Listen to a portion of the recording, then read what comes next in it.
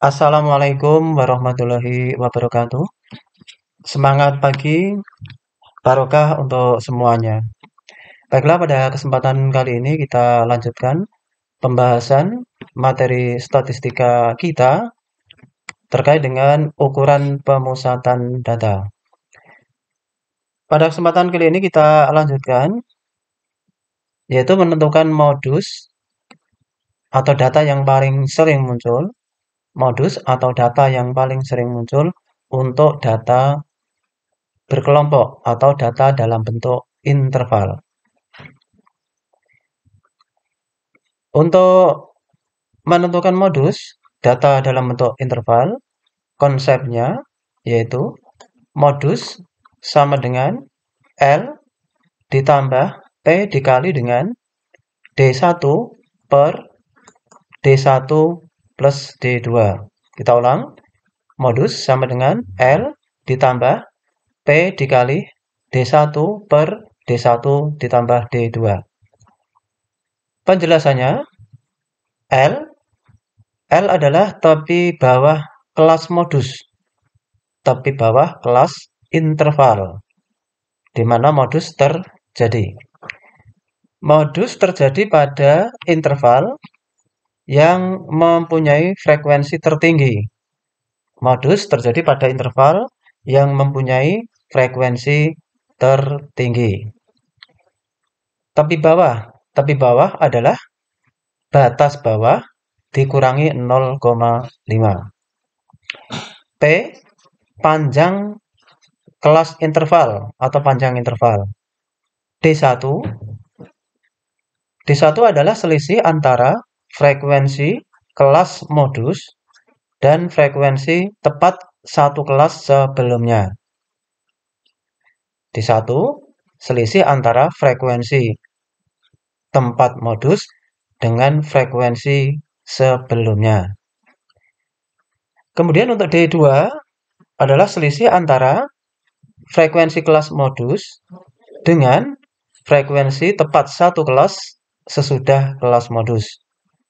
Atau ringkasnya adalah selisih antara frekuensi tempat modus dikurangi frekuensi berikutnya. Baiklah, sekarang kita lihat untuk contoh perhitungan dari modus data dalam bentuk interval. Kita perhatikan di sini ada data. Tentukan modus dari data berat badan 50 orang siswa SMA Merdeka pada tabel berikut ini. Kita perhatikan di sini ada interval. Kemudian kita amati frekuensinya meliputi 6, 4, 6, 9, 14, 10, 5, 2. Kita ulang, frekuensinya meliputi 4, 6, 9, 14, 10, 5, dan 2. Kita cermati, dari frekuensi-frekuensi ini, yang paling tertinggi adalah 14. Paling tertinggi adalah 14. Dengan demikian, modus terjadi pada baris yang ke 1, 2, 3, 4. Jadi modus terjadi pada baris yang ke-4. Kemudian terkait dengan keterangan-keterangan yang diperlukan apa saja? Antara lain adalah, kita lihat rumusnya, antara lain adalah L, tepi bawah. Apa yang dimaksud tepi bawah? Yang dimaksud tepi bawah adalah berarti ini 46 dikurangi 0,5 ya, bukan 46. Kalau 46 itu adalah batas bawah. Di sini kita perhatikan tepi bawah ya, tepi bawah adalah batas bawah dikurangi 0,5. Maka untuk penentuan tepi bawah interval sebagai berikut ya. L sama dengan 46 dikurangi 0,5 yaitu 45,5. Jadi bukan 46 tetapi dikurangi 0,5 45,5. Kemudian untuk panjang interval yaitu P. Untuk materi sebelumnya sudah kita bahas, untuk mempermudah dalam menentukan panjang interval atau P adalah dengan cara angka bawahnya dikurangi atasnya. 36 dikurangi 31, 5 ya. Atau mungkin bisa juga 40 dikurangi 35 yaitu 5. Atau yang lain bisa juga, yang lain ya. Bisa juga misalkan 40 dikurangi ulang ya, 45 dikurangi 40. 45 dikurangi 40 yaitu 5. Tidak usah ditunjukkan untuk perhitungannya, tidak apa-apa. Kemudian untuk D1, D1 adalah 14 dikurangi oleh angka di atasnya sama persis. Ya.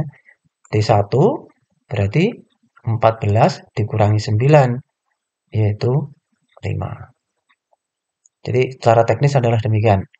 Kemudian untuk D2, D2 adalah 14. 14 ini frekuensi yang tertinggi dikurangi oleh frekuensi berikutnya atau bawahnya.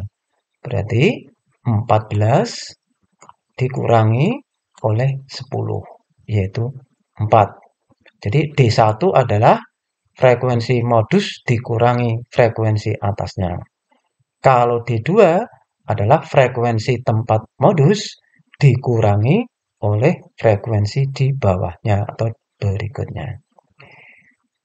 Jadi ini data-data yang sudah kita dapatkan untuk L 45,5, untuk P sama dengan 5, D1 sama dengan 5, D2 sama dengan 4.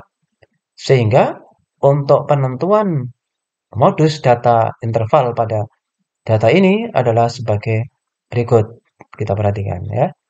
Jadi modus rumusnya ini ditulis lagi sama dengan L ditambah P dikali D1 per D1 ditambah D2. Dengan demikian tadi L 45,5 ditambah ya P-nya 5 dikali dengan dalam kurung D1, ya, D1-nya 5. Berarti kalau di sini 5, maka ini juga 5 karena D1 tambah D2. Berarti 5 per 5 ditambah 4. Kalau sudah seperti ini berarti tinggal teknis perhitungan secara aljabar saja. Ya. Maka kita dapatkan sebagai berikut. Oh ya, perlu kita perhatikan dengan cermat bahwa tidak boleh ini ya 45,5 ditambah 5 terlebih dahulu. Tidak boleh. Ya, cara yang tepat atau perhitungan yang tepat adalah ini dikalikan terlebih dahulu. Dicari hasilnya. Jadi 45,5 ini tetap saja.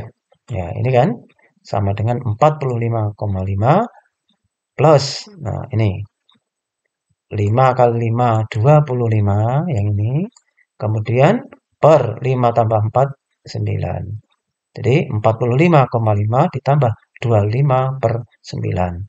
Berikutnya prosesnya 45,5 ditambah ya, 25 dibagi 9 bisa dihitung pakai kalkulator 2,78 kalau menggunakan pendekatan 2 desimal.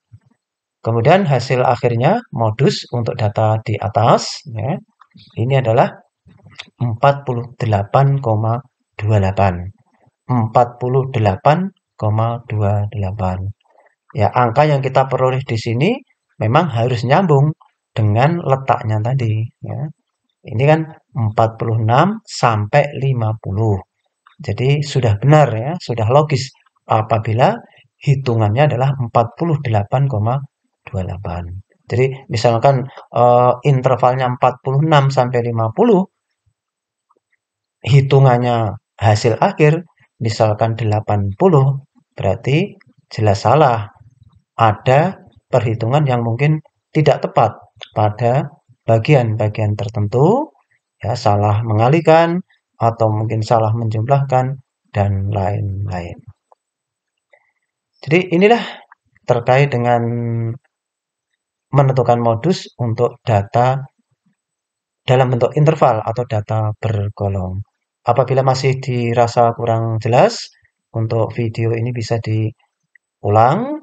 Ya, kalau mungkin untuk memperhatikan dengan baik bisa dihentikan sejenak sehingga bisa memperoleh pemahaman yang semaksimal mungkin. Demikian dan sekian untuk pembahasan tentang modus data dalam bentuk interval. Sekian, terima kasih. Assalamualaikum warahmatullahi wabarakatuh.